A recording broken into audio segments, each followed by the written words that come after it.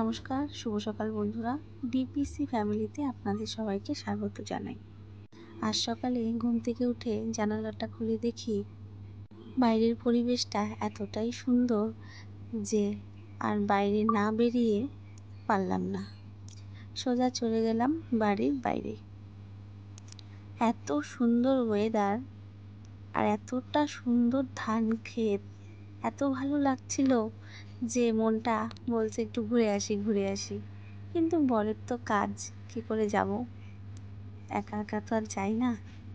এত সুন্দর পরিবেশ দেখে ভাবলাম যে না, ভিডিওটা তো করেই আসি। কি সুন্দর বৃষ্টি ভেজা ওয়েদার, সামনেই ধান ক্ষেত, কি সুন্দর লাগছে। যাই হোক, চলে যাব এখন সকালের ব্রেকফাস্ট বানাতে। সবার আগে শ্বশুরের জন্য চাটা বানিয়ে নিই, কারণ আমাদের বাড়িতে শুধু শ্বশুরই চা খায়, আমি আর আমার বর চা খাই না সকালে। আমার বর সকালে যেটা ব্রেকফাস্ট করে নেয় তার সাথে সাথে আমিও ওটাই খেয়ে নিই।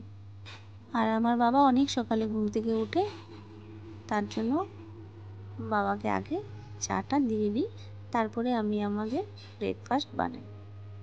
তো চলো বাবাকে চাটা দিয়ে আসি।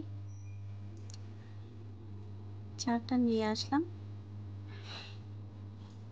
এই যে আমার শ্বশুরমশাই, মানে বাবা, এই যে যাকে দেখতে পাচ্ছেন ক্যামেরাতে, উনি হচ্ছে আমার শ্বশুর। ভীষণ প্রিয় একটি মানুষ, আমাকে ভীষণ ভালোবাসে, আমিও আমার শ্বশুরকে ভীষণ ভালোবাসি। আর এই বাড়িতে আসার পর আমার শ্বশুর আর আমার বরের থেকে আমি সব কাজকর্ম শিখেছি। যেহেতু আমার শাশুড়ি নেই, তো আমার শ্বশুরই সব। চলো কথা বলতে বলতে আজকের ব্রেকফাস্টটি বানিয়ে নিই। প্রথমে দিয়ে দিলাম খেজুর, তারপরে দিয়ে দিচ্ছি কলা। একটা মিক্সিতে দুটো কলা দিয়ে দিয়েছি। তারপর দিয়ে দিলাম বাদাম, তারপরে দিয়ে দিলাম একটু দুধ আর একটু জল। এবার দিয়ে দেবো গুড়, তারপরে দিয়ে দেবো ছাতু।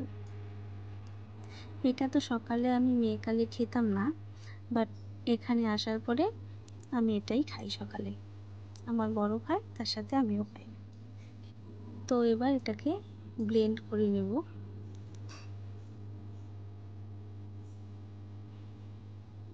দেখো ব্লেন্ড হয়ে গেছে। এবার ঢেলে নেব দুজনের জন্য। তো যাই হোক, আজকের রেসিপি যেহেতু শাপলা চিংড়ি, তো কালকে রাতে বাজারে গিয়ে আমি শাপলা কিনে নিয়েছি আর চিংড়ি নিয়ে নিয়েছি। দেখো এখানে একটা ম্যাও শুয়ে আছে, আমি ডাকার পরে উঠে চলে গেল। শাপলাটিকে ভালো করে কেটে ধুয়ে এবার সেদ্ধ করে নেব। আবার সেদ্ধ করা ঢেকে দেব, 2 মিনিটের মতো সিদ্ধ করে নেব। তারপরে দেখো এই চিংড়িটাকে হলুদ লবণ মাখিয়ে নিয়েছিলাম, এবার হয়ে গেছে সিদ্ধ, ফুটে গেছে। এবার এটাকে নামিয়ে দেব। এবার চিংড়িটাকে হালকা করে ভেজে নেব, তার জন্য দিয়ে দিলাম সরষের তেল। এবার সরষের তেলটা গরম হয়ে গেলে নাড়াচাড়া দিয়ে এর মধ্যে দিয়ে দিচ্ছি চিংড়িগুলো ভালো করে চিংড়িগুলো ভাজা হয়ে গেল। বেশি একটা ভাজবো না, তাহলে ভালো লাগে না, হালকা করে ভেজে নিলাম। এবার কড়াইয়ে দিয়ে দিব গোটা জিরে, তারপরে দিয়ে দিব পেঁয়াজ কুচি, রসুন কুচি, কাঁচা লঙ্কা দিয়ে ভালো করে নেড়ে চেড়ে নেব। নাড়া হয়ে গেলে, প্রায় ভাজা ভাজা হয়ে গেলে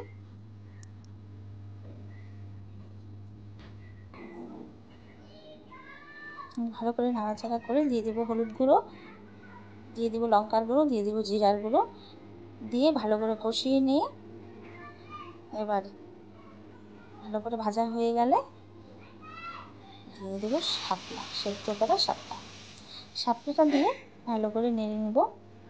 নাড়া হয়ে গেলে দিয়ে দেবো চিংড়িগুলো দিয়ে একটু নাড়াচাড়া করে দিয়ে দেবো ঢাকা, যাতে জলটা শুকিয়ে যায়। ঢাকা দেওয়ার পরে দেখো হয়ে গেছে। আজকের মেনুতে কাঁচা লঙ্কা, লেবু, পটল ভাজা, মসুরের ডাল, শাপলা চিংড়ি, চিচিঙ্গা ভাজা আর কোয়াশের চাটনি। কোয়াশের চাটনিটা আমি কীভাবে করেছি নেক্সট কোনো ভিডিওতে আমি তোমাদের সাথে অবশ্যই শেয়ার করব। ততক্ষণের জন্য ভালো থাকবেন, সুস্থ থাকবেন। কমেন্ট করে কিন্তু আমাকে জানাবেন।